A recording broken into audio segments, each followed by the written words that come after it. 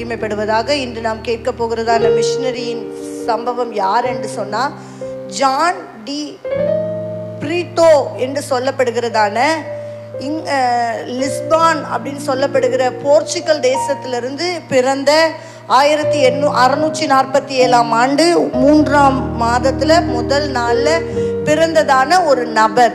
இவரை குறித்து நாம் கற்றுக்கொள்ள வேண்டிய விஷயம் என்ன? ஜான் டி பிரீட்டோ என்று சொல்லப்படுகிற ஒரு நபர். இவரை குறித்து நாம் கற்றுக்கொள்கிற காரியம் என்ன அப்படின்னு சொன்னால், இந்த நபர் நல்ல ஒரு பணக்கார குடும்பத்தில், நல்ல வசதி படைத்ததான, நல்ல ஞானம் பெற்றதான, அவங்க குடும்பத்தில் எல்லாரிலையும் நல்ல கல்வி அறிவில் சிறந்து விளங்கின ஒரு வாலிபன். தன்னோட 15வது வயதில் பிரான்சிஸ் சேவியர் என்று சொல்லப்படுகிறதான மிஷனரியை குறித்து அவங்களுடைய வாலிபர் கூட்டத்தில், அவங்களுடைய சபையில் ஏற்பட்டதான வாலிபர் கூட்டத்தில் மிஷனரி பிரான்சிஸ் சேவியர் என்று சொல்லப்படுகிறதான நபரை குறித்து சொல்லப்பட்ட வார்த்தைகள் இவர் உள்ளத்தை தொட்டபடியினால அந்த வாலிபர் முகாமை முடிச்சிட்ட உடனே அவங்க அந்த நடத்தின அந்த நபர்கிட்ட, ஊழியக்காரங்க கிட்ட இந்த பிரான்சிஸ் சேவியரை குறித்ததான சரித்திரத்தை நான் கற்றுக்கொள்ள விரும்புகிறேன், எனக்கு அவங்களை குறித்ததான சரித்திரம் தேவை அப்படின்னு சொல்லி கேட்டபோது, அவரை குறித்ததான மொத்த அடையாளத்தை, அவர் எங்க ஊழியம் செய்தார், என்ன பண்ணார் என்ற மொத்த காரியத்தையும் அந்த வாலிபர் முகாமை நடத்தின ஊழியக்காரர் கொடுத்தார். இது அவர் அதிகமா படித்து அவர் மிஷனரி பாரமுடையவராய் மாறிவிட்டார். இந்த பிரீட்டோ என்கிற சகோதரர் தன்னுடைய வாலிப வயதிலேயே ஆண்டவருக்கு தன்னை ஒப்பு கொடுத்ததுனால அவருடைய குடும்ப சூழ்நிலை எல்லாமே அவரை ஒரு மிஷனரியா எதுவுமே இல்லாம ஒரு மலைவாழ் பகுதியிலலாம் போய் ஊழியம் செய்கிறதுக்கு ஏற்ற விதத்துல இவர் குழந்தையிலிருந்தே வளர்க்கப்படலை.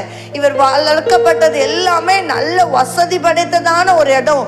அதை விட்டுட்டு அவரால் ஒரு நிமிஷம் இருக்க முடியாது அப்படின்னு நினைச்ச பல மனுஷங்களுடைய கண்களுக்கு இவருடைய வாழ்க்கை ஒரு பெரிய மாதிரியா மாறிட்டு.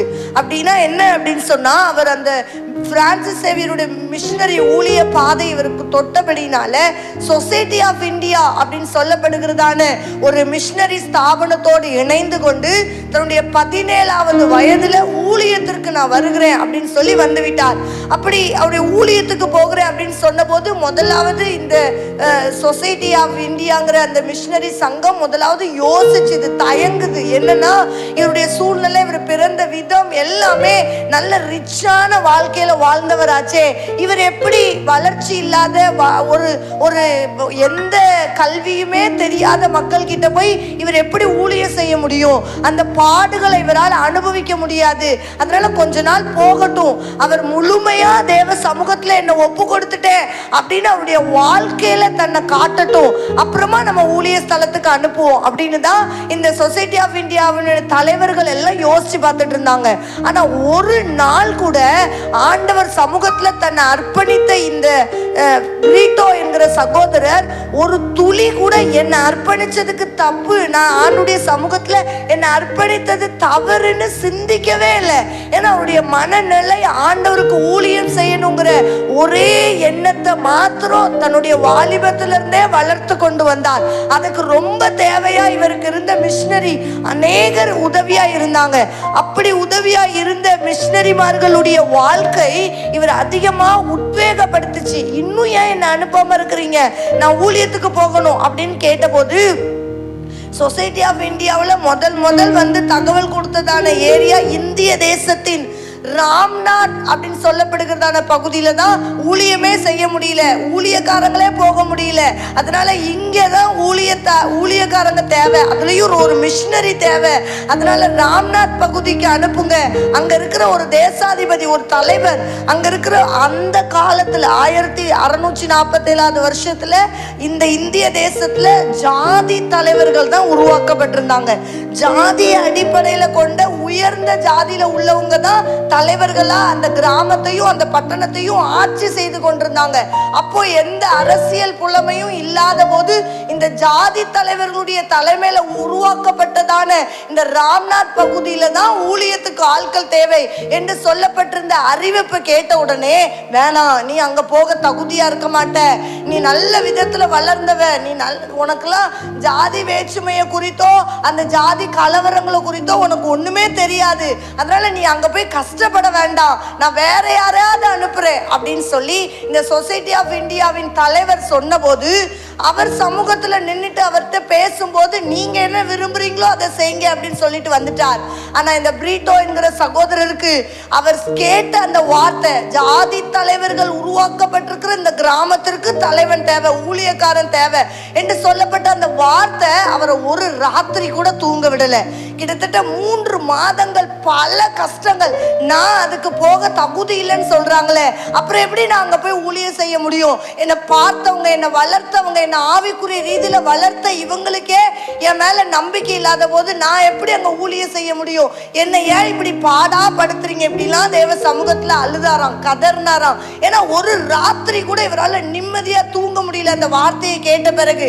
அங்கதான் நான் உன்னை ஊழியத்துக்காக அனுப்புறேன், உன் மூலமா தான் அங்க ஒரு பெரிய மாற்றங்களை உண்டாக்க போகிறேன், நீ அதற்காக உன்னை அர்ப்பணித்து தேவ சமூகத்துல பலனை பெற்றுக்கொள் அப்படின்னு சொல்லி 3 மாதங்களா ஆவியானவரோடு போராடி கொண்டிருந்த பிரீட்டோ என்கிற சகோதரருக்கு ராம்நாத் பகுதியை குறித்ததான காரியங்களை கல்வியா கற்றுக்கொள்ள ஆரம்பித்தார். அங்க இருக்கிற மக்கள் எப்படிப்பட்டவங்க, அவங்க ஞானம் எந்த அளவுக்கு ஞானம் உள்ளவங்க, நம்ம எப்படி போய் அவங்களுக்கு சுவிசேஷம் சொல்லணும், இப்படி எல்லாம் கற்றுக்கொள்கிறதுக்காக அந்த பகுதியை குறித்து அதிகமா தியானிக்க ஆரம்பித்தார், கேள்விப்பட ஆரம்பித்தார். அவர் இருந்த இடத்துல இருந்தே, அவர் இருந்த சொசைட்டி ஆஃப் இந்தியா ஊழிய ஸ்தலத்துல இருந்தே இவர் இந்த கிராமத்தை குறித்து அறிய ஆரம்பித்தார். அறிய அறிய இந்த கிராமத்தின் மக்கள்கிட்ட இருக்கிறதான ஒரு பெரிய வெறி அதை கற்றுக்கொண்டார்.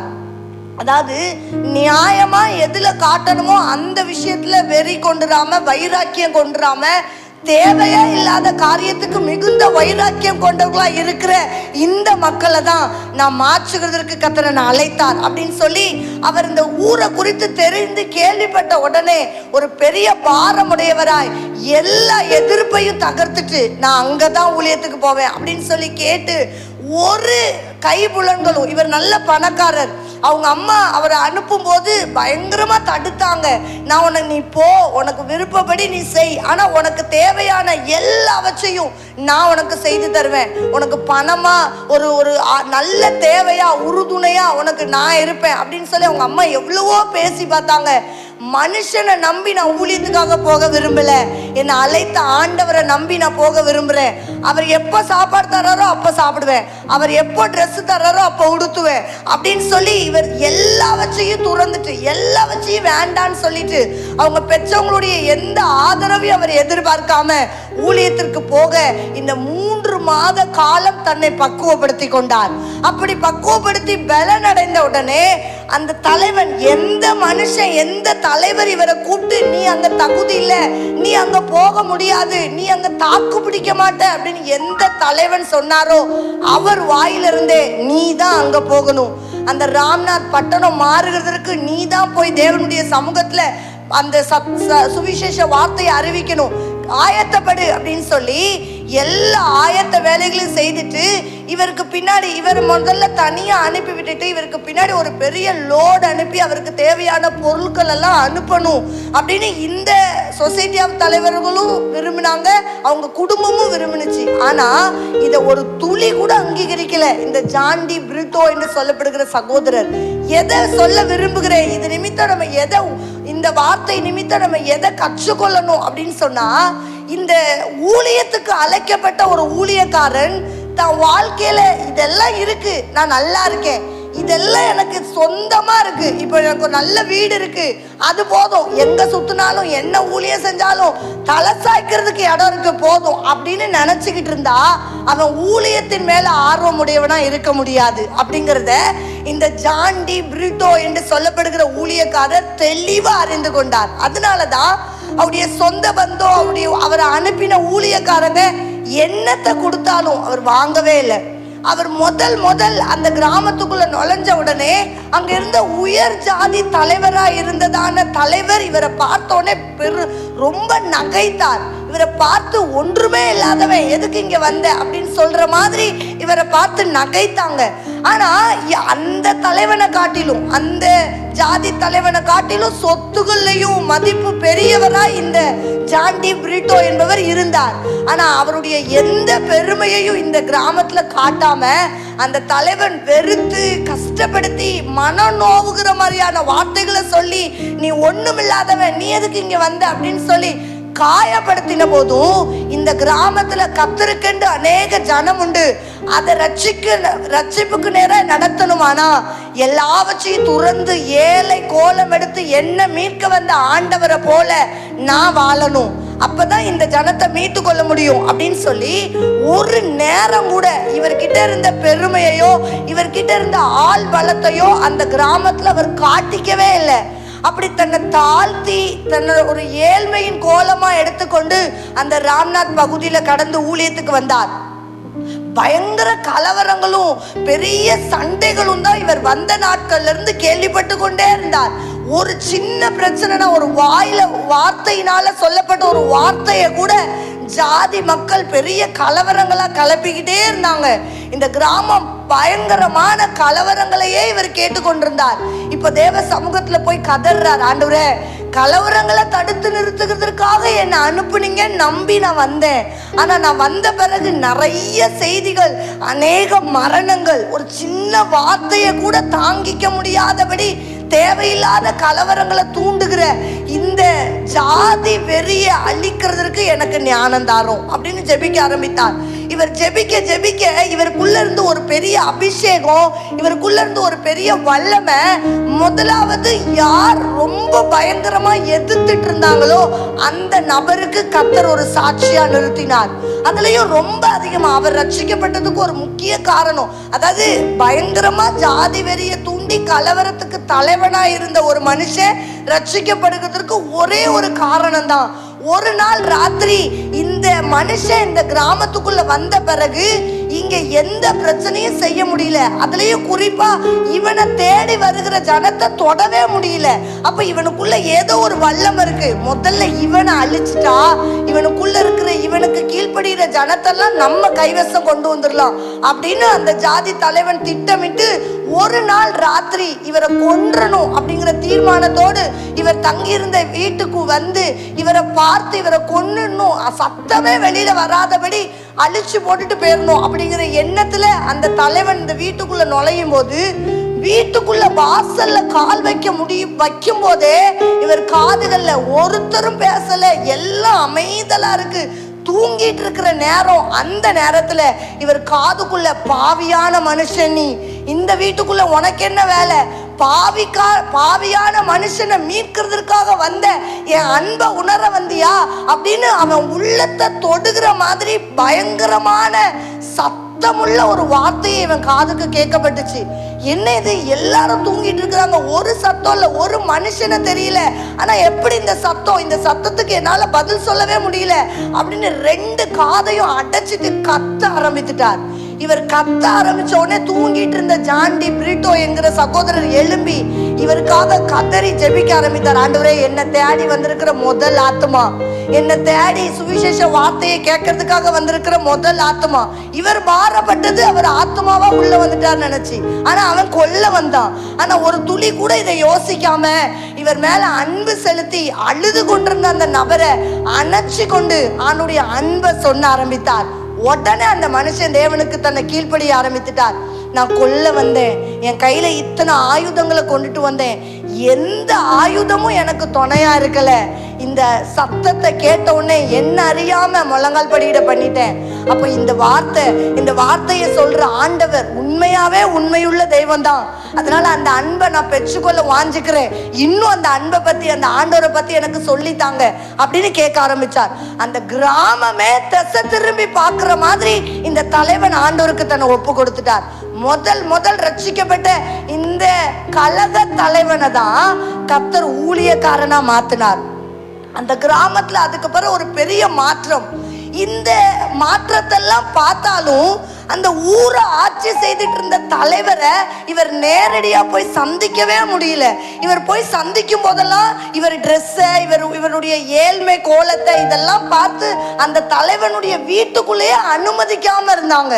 உடனே ஆண்டவர் அவருக்குள்ள ஒரு ஜெபிக்க ஆரம்பித்தார். ஆண்டவரே, இந்த தலைவன் வீட்டுக்குள்ள நான் போகணும், இவருக்குள்ள போய் நான் இயேசுவை சொல்லணும் அப்படின்னு சொல்லி இவர் வைராக்கியமா ஜெபிக்க ஆரம்பிக்கும் போது ஆண்டவர் ஒரு ஞானத்தை கற்றுக் கொடுத்தார்.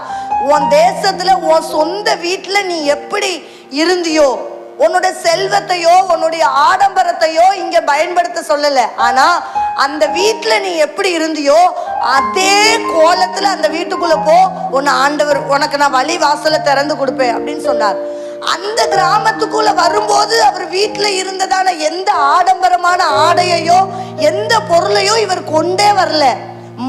முதல் இவங்க சொசைட்டி ஆஃப் இந்தியாவுக்கு தகவல் கொடுத்து எங்க வீட்டுல இருந்து எனக்கு தேவையான ஒரு ஆடையையும் எனக்கு தேவையான வெளிப்புற அலங்காரமும் எனக்கு வேணும்னு சொல்லி எழுதி அனுப்பினார்.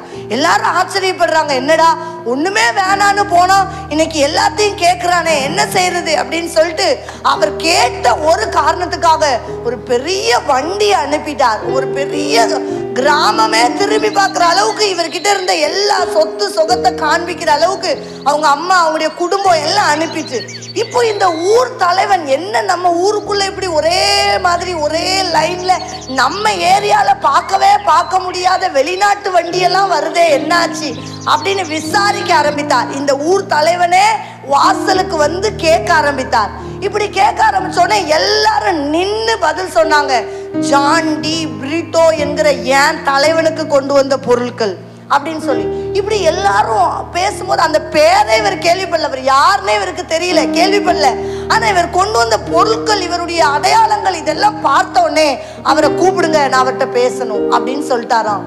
வீட்டுக்குள்ளே விட மாட்டேன்னு சொன்ன காவலர்கள் முன்னாடி அதிகாரமா வேதாகமத்தை தூக்கி கொண்டு ஆளை அந்த வீட்டுக்குள்ள கால் எடுத்து வைத்தாராம்.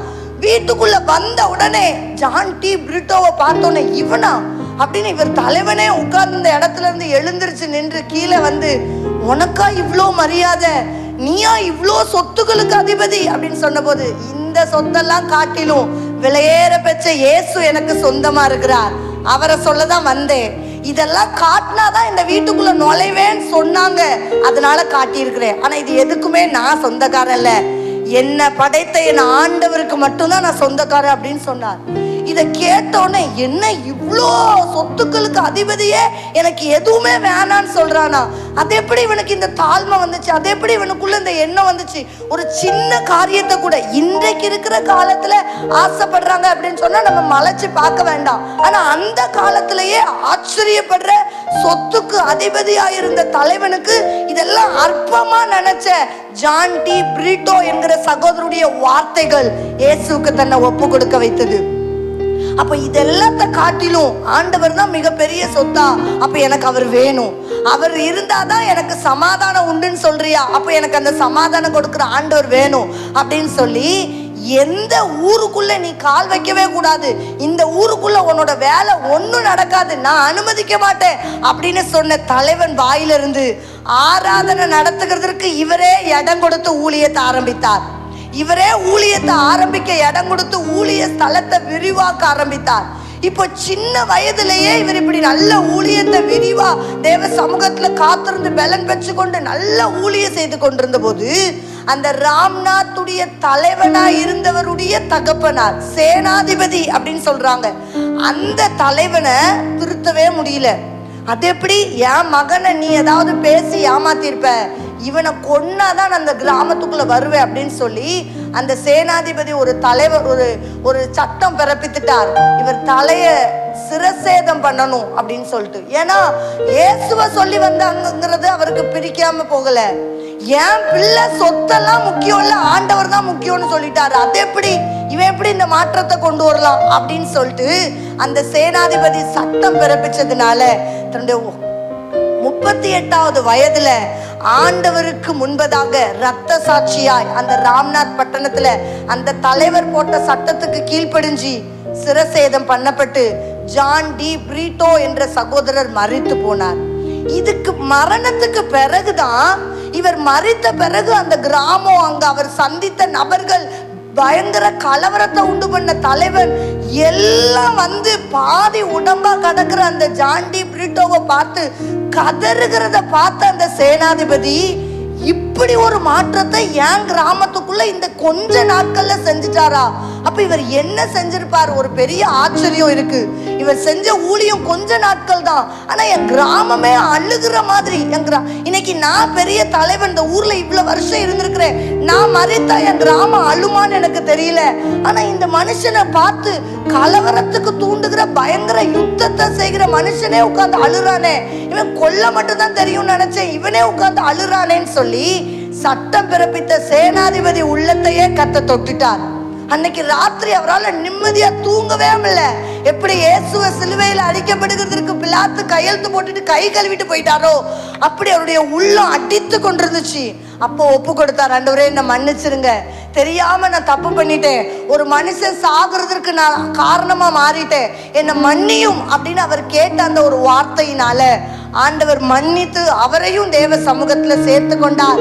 ஆண்டவருக்காக பெரிய காரியங்களை இந்த ஜான் டி பிரிட்டோ என்று சொல்லப்படுகிறதான நபர் ராம்நாத் பட்டணத்துல கத்தருக்கென்று செய்ய கத்த உதவி செய்தார். இதற்கு ஒரு முக்கிய காரணம் என்ன அப்படின்னு சொன்னா, அழைத்த ஆண்டவரை உறுதியாய் நம்பினார். கத்தர் கைவிடவே இல்லை. அவருடைய சொந்த பந்தம், அவருக்கு இருந்த ஆதரவு, அவருக்கு இருந்த எல்லா உறவுகள், இது எல்லாத்த விட ஆண்டவர் தான் எனக்கு சொந்தம்னு நிலையா பற்றி கொண்டிருந்தார். அதை கத்தர் ஒரு துளி கூட அவருடைய நிலையான அர்ப்பணிப்பை மறக்கவே இல்லை, கைவிடவே இல்லை. இதுல இருந்து நாம தெரிஞ்சுக்குவோம், என்றைக்கு இயேசுவத்தை சொந்த ரட்சகரா ஏற்றுக்கொண்டு அவரை ஆராதிக்க அர்ப்பணித்து வந்து அமர்ந்திருக்கிற நீங்களும் நானும், முதலாவது நம்முடைய இருதயத்துல என்ன இருந்தாலும் என்ன இல்லாவிட்டாலும் என் ஆண்டவர் எனக்கு போதும் என்கிற நம்பிக்கையும் உறுதியும் இருந்தா கர்த்தர் உங்களையும் என்னையும் ஒருபோதும் கைவிடவே மாட்டார். அதனால கர்த்தருடைய சமூகத்துல உறுதி தன்மையாய் நிலைத்திருப்போம். கர்த்தர் நம்மை ஆசீர்வதிப்பார். ஆமென்.